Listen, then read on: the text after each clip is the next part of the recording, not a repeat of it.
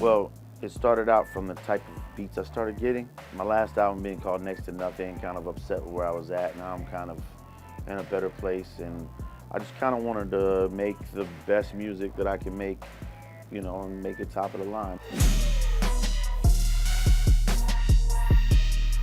It came from literally a night where my homeboy was, we were watching like a Mayweather fight, and he was outside. My buddy had a camera on, and there's an interlude where he was like, if you're not messing with Rittz, you're not top of the line.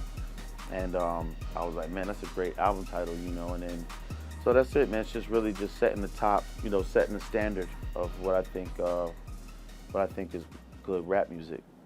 Every album I go a different way. First thing I do, I want a sound, you know, overall sound. So this sound I had like this weird sound. I wanted this, a lot of people might not be familiar with this guy, but this guy, Lalo Schifrin, he's done like the End of the Dragon soundtracks, a lot of like soundtrack of stuff like back in the 70s. I wanted that sound over down south drum beats and like this real classic, like kind of cool sound. But when you tell producers that, they're like, what? Like they don't get it. But you know, Seven from Strange got it. My boy Heartbeats out in Germany got it, and they started sending me the tracks, and I was like, this is what I'm talking about. And it just started coming together. So that was what I wanted to do with this album, different than the other ones. First of all, is the sound. Second of all, Next to Nothing had a lot more struggle in it and a lot more. That's always gonna be there because my fan base and just how I grew up and people that I've grown up around and just lifestyle. I'm always gonna rap about real issues. But some of the realer songs that maybe even a little bit more down have more of a positive ending on them this time. And I'm just in a better space, I think, more happier space and more just showcasing some skills. And there's some good time records on there. There's a lot more good time feeling records. With Inside of the Groove, this is the third time I've worked with Mike on my album. The Best Kept Secret did a track. They sent it, it had that sound.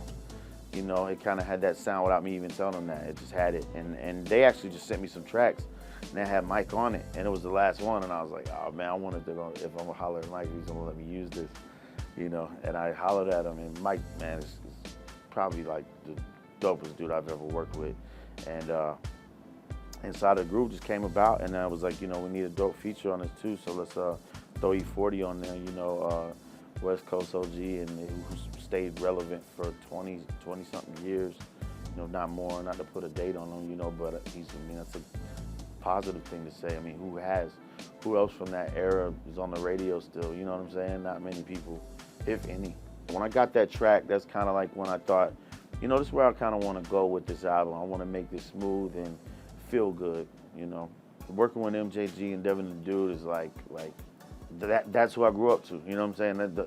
That's who I idolized, you know what I mean? Like, not meaning I want to be them, but that's what played in my car for years. It still plays. Like, that's what's still in my phone.